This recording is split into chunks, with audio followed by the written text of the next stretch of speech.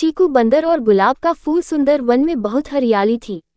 वहाँ चीकू बंदर अपने माँ बाप के साथ रहता था। इकलौती संतान होने के कारण बहुत लाड प्यार मिला था उसे, जिसका परिणाम ये हुआ कि वह नकचढ़ा और शरारती हो गया।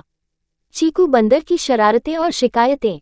सबके घरों में शरारतें करता फिरता। लोग उसके घर शिकायतें लेकर पहुँचते। उसके माँ बाप उसकी हरकतों से तंग आ चुके थे। दूसरे जानवरों की शिकायतें सुनकर वे उसे समझाते बुझाते, लेकिन चीकू बंदर पर कोई प्रभाव नहीं पड़ता था। भोलू भालू के बगीचे में चीकू की हरकतें। सुंदर वन में भोलू भालू का बहुत ही सुंदर बगीचा था। तरह तरह के फूल पौधे थे वहाँ। चीकू चुपके से उसमें जाता और फूलों तथा पौधों को नोचता या उखाड़ फेंकता। भोलू को आता देखता तो वही पेड़ों की झुरमुटों में छिप जाता था।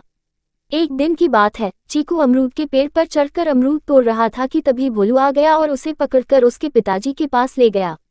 पिताजी ने उसकी जमकर पिटाई की, लेकिन फिर भी कोई प्रभाव नहीं पड़ा उस पर। कुछ ही दिनों बाद एक दिन फिर चीकू भोलू से आंख बचाकर बाग में चला गया। एक गुलाब का फूल तोड़कर भागने लगा। जल्दी में उसने वह फूल पैंट की जेब में डालकर दीवार फांदने की कोशिश करने लगा।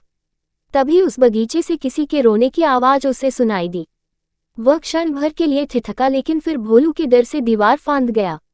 पर अब तो उसे किसी बच्चे के रोने की आवाज़ सुनाई पड़ने लगी। गुलाब के फूल से चीकू की मुलाकात। वह बच्चा रोते हुए कह रहा था, मुझे मेरी मम्मी के पास पहुंचा दो, मैं उससे अलग नहीं रह सकता।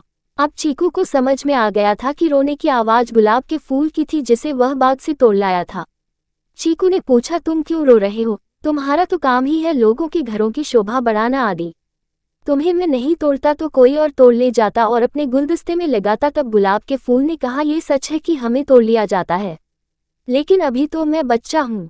जब तक मैं छोटा हूँ मुझे कोई नहीं तोड़ता, क्योंकि इस समय मुझे अपनी माँ का प्यार, उसकी ममता चाहिए। यदि इस उम्र में तुम्हें तुम्हारे माँ बाप से अलग कर दिया जाए तो क्या तुम अकेले रह पाओगे? चीकू का संकल्प और जीवन की सीख। चीकू को गुलाब के फूल की बात समझ में आ गई।